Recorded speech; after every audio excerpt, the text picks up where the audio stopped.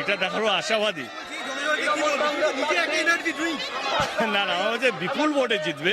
সাজদাদি এর আগে যতগুলো ভোটে জিতেছিল আমার মনে হয় কি রেকর্ড ভোটে জিতবে। তারপরে 2,15,000। এইবারে আমার মনে হচ্ছে কলকাতা মানে পশ্চিমবঙ্গে সবচেয়ে বেশি ভোটে আমার মনে হয় এই সিটটাই জেতা উচিত। শুধু কি উন্নয়ন? দেব ঠিক কি বললেন আপনাদের সামনে তুলে ধরলাম। এবং উলুবেড়িয়ায় আজকে তৃণমূল প্রার্থী সাজদা আহমেদ তার যে সমর্থনে যে কর্মসূচি ছিল আজকে দেবের সেই রোড শোর ছবি আপনাদের সামনে তুলে ধরলাম। তার রিয়াকশনে তিনি কি বলেছেন আমাদের প্রতিনিধি অর্পণকে শুনুন একবার।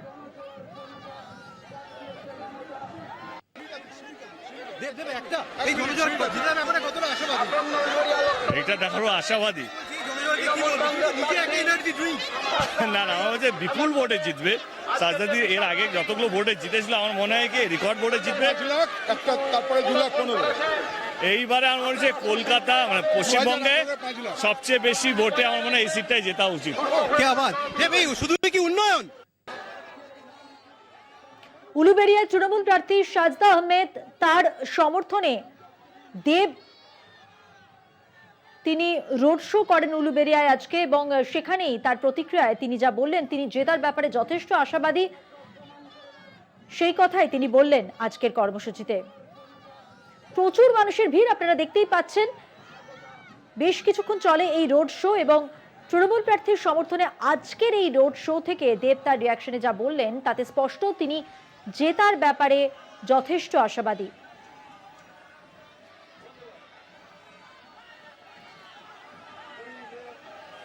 উলুবেড়িয়ায় রোড শো করলেন দেব, সেই ছবি আপনাদের সামনে তুলে ধরছি। আরো একবার শোনাবো কলকাতা টিভির প্রতিনিধি অর্পণকে কি বলেছেন তিনি।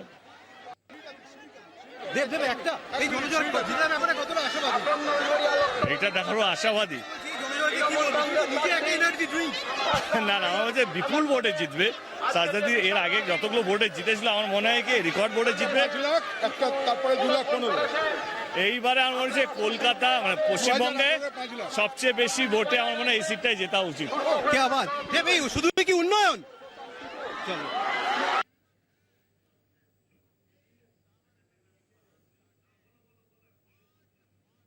তৃণমূল প্রার্থী সাজদা আহমেদের সমর্থনে রোড শো করলেন উলুবেড়িয়ায় দেব, সেই ছবি দেখছেন। উলুবেড়িয়ায় তৃণমূল প্রার্থী সাজদা আহমেদের সমর্থনে দেবের রোড শো।